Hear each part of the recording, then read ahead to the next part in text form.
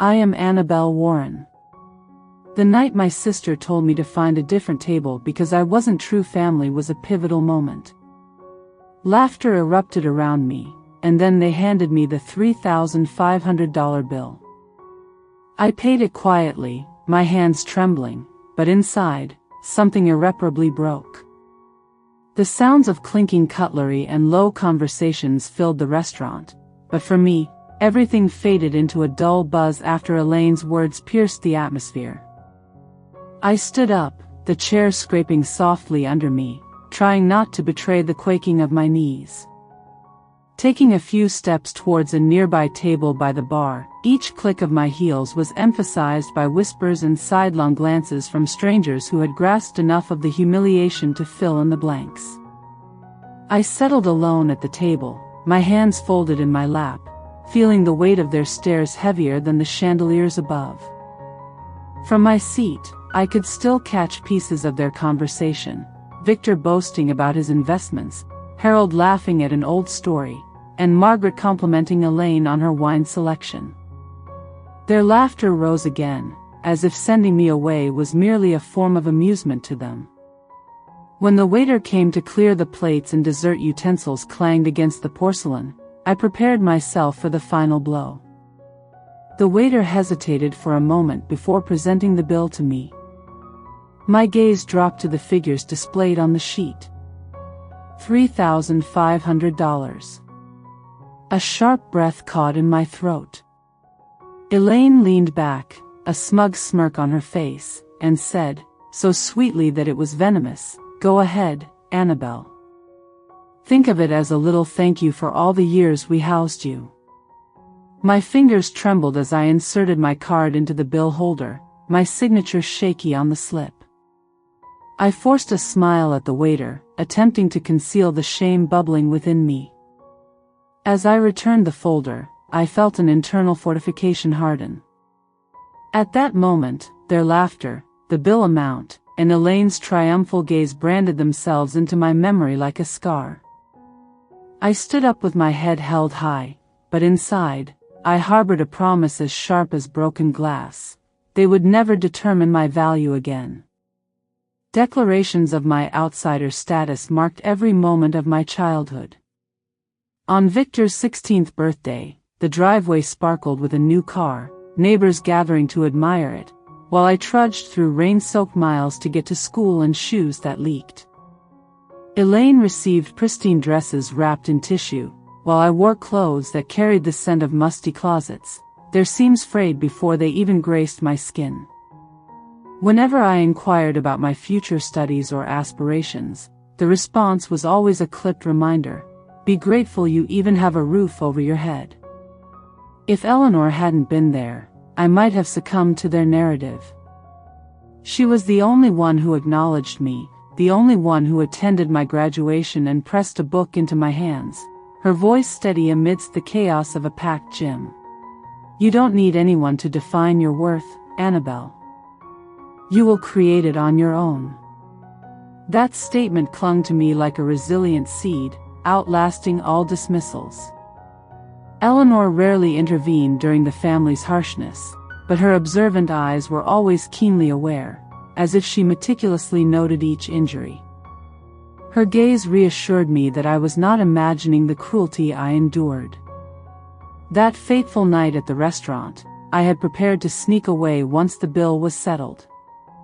My shame felt complete, and I simply wanted to bolt. However, the scrape of Eleanor's chair abruptly silenced the room. She rose, feet firmly planted, her voice resonating loudly. "I will not stand by and watch you tear Annabelle apart for another second." The ambient chatter ceased. Forks halted mid-meal. My heart raced as she reached into her bag and retrieved an envelope with a seal. "I signed a new will yesterday," she announced. "Every property, every business, every share belongs to Annabelle. None of you will inherit anything." Her words fell like thunder. Victor's glass slipped from his grip and shattered on the floor. Elaine's mouth gaped in disbelief, her expression morphing into shock. The color drained from Harold and Margaret's faces, while my heart pounded in my ears as if my body couldn't process such a revelation. In that moment, the opulent restaurant transformed from a haven of elegance into a battleground, and I was no longer relegated to the sidelines. I had become the central figure, the calm eye in a storm that had been brewing for years, now ready to explode. Eleanor's declaration spread rapidly, igniting a flurry of messages on my phone. Victor was the first to respond, sending terse threats that escalated into straightforward accusations. Elaine followed, her messages dripping with disguised venom. Then, Victor's voice pierced through one evening, cold and cutting. "Annabelle, this facade will not last. We're taking you to court. Haven't you brought enough shame upon us? Now you're trying to rob us too." Alone in my apartment in Portland, the glow of street lamps cast striped shadows across the walls. The remarks were painful, but not due to their unexpected nature. I had always been the one blamed, the one considered disposable. Yet now, unmasked in the light of reality, I found myself labeled a thief. The tabloids quickly fueled the uproar. Covers shouted accusations of the adopted daughter seizing a fortune while questioning whether I was an angel or just after money. Paparazzi snapped images of me while grocery shopping and leaving my workplace. Each photo twisted into supposed proof of whatever narrative they wished to push online. Strangers gleefully analyzed my life, their comments forming a judgmental chorus. The first true blow came when I discovered that Victor had employed a private investigator to scrutinize every aspect of my past. Soon after, the second blow followed. Elaine went public, passionately asserting to millions that I had exploited Eleanor's delicate condition. The host nodded somberly, and the audience murmured in sympathy. From my apartment, I felt like the antagonist in a drama crafted by someone else, ensnared in their plot. But then came an unexpected twist. One late afternoon, Eleanor called me to her study in the house by Lake Oswego. Documents were scattered across her desk, thick with ink and detail. She slid a folder towards me. "Annabelle," she spoke softly. "You must see this. Harold and Margaret didn't merely mistreat you. They took from you. $600,000 was left for your care and education, and they squandered it all." I leafed through the statements, feeling my chest constrict with every line. Expenses for Victor's elite schooling, airfare for Ella's trips to Europe, renovations on the family residence, all taken from funds meant for me. For years, I doubted my own emotions, questioning if my pain was imagined. Yet, confronted with the numbers, I realized the truth.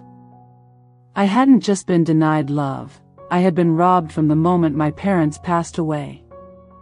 The next morning, I sat with Eleanor. Her hands shook as she raised her teacup, her voice frilier than before. I finally mustered the question that had burdened me throughout the night. "How long have you known?" Her exhale was laden with years. 2. I had my lawyer look into it quietly. I couldn't make accusations without evidence. "Annabelle, this wasn't merely about money. It was about how they exploited you, how they built their lives upon your loss, and I refused to leave this world with that falsehood intact." Her gaze locked onto mine, steadfast despite the shadows under her eyes. "The doctors say it's stage 4 pancreatic cancer. My time is limited, but before I depart, I want justice for you." Her words pierced deeper than any insult Victor or Elaine had ever hurled at me. The relief that she acknowledged the truth was overshadowed by the sorrow of knowing our time together was short. She took my hand, her grip light yet resolute. "Let's do this together." A press conference, all the documents and evidence displayed for everyone to see. "You will not be silenced any longer. As I looked at her, fragile yet determined, something ignited within me. For the first time in years, I felt hope rise above the pain. This time, my voice would be heard. This time, justice wouldn't be manipulated. The morning rain felt foreboding, small, cold droplets against my coat. As Eleanor and I entered the crowded conference room, cameras flashed like a hostile constellation. Microphones reached for us, eager to capture the truth. I sat beside her, my fingers gripping the armrest, listening as Caldwell organized the documents to ensure no lens missed them. Bank statements, notarized transfers, medical evaluations confirming what Eleanor had long claimed. When she spoke, her voice was steadier than my own. She detailed the small cruelties that had followed me through the years and then pushed the paper forward, explicitly stating that funds intended for my upbringing had been misappropriated. The room held its breath. For once, private pain had entered the public domain. Then, Elaine stormed into the room, mascara running down her face, outraged with every word she uttered. She pointed at me, leveling accusations that were loud, theatrical, and frantic. Cameras hungrily recorded the tremors in her voice. Instead of shrinking from the scene, Eleanor leaned close and whispered, "See, they unravel themselves." The word ignited a spark in the darkness. I sat there as the world witnessed the wound at last reveal its harsh reality. The video of Elaine's outburst went viral before dinner. Social media exploded with sympathy from people who had never known me, while others searched for scandalous angles. 3 days later, the family's lawyer filed a lawsuit against me for coercion and undue influence. The narrative flipped entirely. The defender now stood accused. Then came the whispers, rumors of an alleged affair with a wealthy client, hints of impropriety that needed no evidence to hurt.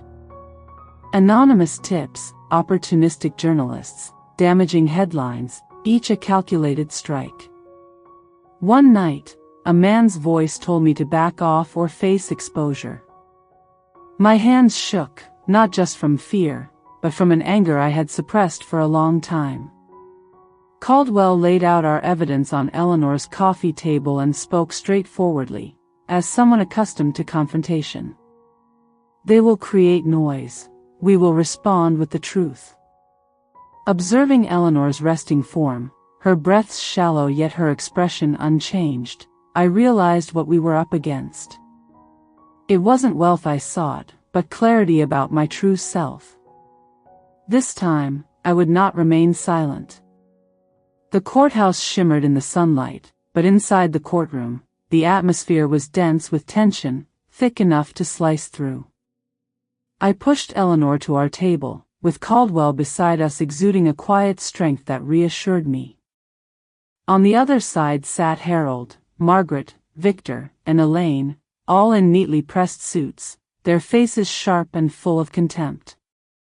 Their lawyer took the floor first, his tone smooth yet piercing.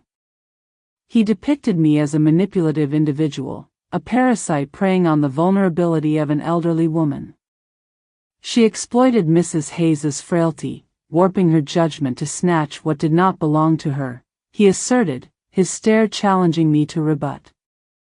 Every word fanned both anger and sorrow within me because the reality was more straightforward. I had never sought their wealth, only recognition, only justice. Caldwell stood with composed precision, piling the evidence high and displaying each binder for the courtroom to examine.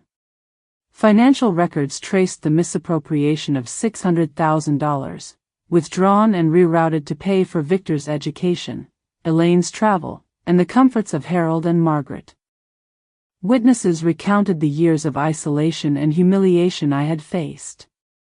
Then, the medical records emerged as undeniable proof of Eleanor's alertness when she signed her will. But it was the video that truly unraveled everything displayed on the screen. Elaine howled before the reporters, her voice piercing and echoing. We deserve that money. We raised her, the words rang out, a confession laid bare. I watched her go pale at her own reflection, her lips quivering. I stood, my voice trembling yet gaining strength with each word. I am not here to take. For 3 decades, I have been invisible in my only home. Excluded from family photographs, mocked in hand-me-downs, denied even a modest request for tuition. In the meantime, what my parents left for me was consumed on their own children. Today, I only ask to be recognized as someone deserving of justice. The silence that ensued was profound. I could hear my pulse in my ears, yet I stood firm. Judge Morrison leaned forward, her silver hair shimmering under the fluorescent lights, her gaze resolute. Having considered the evidence and testimonies, this court finds the will valid. Annabelle Warren is awarded the full estate. Harold and Margaret Hayes must repay the misappropriated $600,000 with interest, totaling $1.8 million. This case is concluded. Her gavel struck, producing a sound both thunderous and liberating. Across from me, Harold slumped into his chair as if the burden of years had finally overwhelmed him. Margaret concealed her face in her hands, sobs muffled against the wooden table. Victor bowed his head, all pretense dissipated, while Elaine sprang up, her voice fracturing into a scream. No, this is fraud. She's merely a leech. Bailiffs moved swiftly, grasping her arms as she kicked and yelled, her protests fading into echoes down the corridor. I remained still, tears flowing freely as I held Eleanor's fragile hand. She turned to me, her voice a soft whisper yet filled with pride. You've triumphed, my dear, and you've earned it all. Her words filled the void left by their defeat. For the first time, it felt as if the scales tipped entirely in my favor. Justice had spoken, and it bore my name. The verdict radiated outward like a shockwave, and soon the city buzzed with my name. Newspapers showcased my photograph on their front pages, headlines bold and unyielding. Adopted daughter wins, justice over affluent family. The image wasn't of a woman depicted as a burden or an opportunist, but rather one standing tall, hands clasped with calm determination, embodying someone who had finally spoken and been acknowledged. Television anchors replayed trial clips, resonating through living rooms nationwide. With Elaine's screams into the cameras turning her own words against her, becoming a symbol of a downfall rooted in arrogance. For the first time in my life, the public wasn't mocking me, they were listening.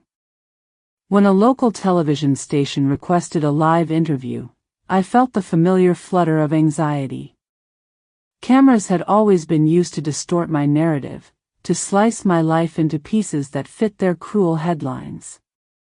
But this time, I was certain the story would emerge from my own mouth.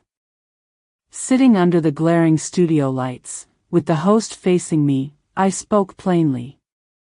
The most challenging aspect of this battle wasn't about the inheritance, I began, my voice carrying further than I anticipated.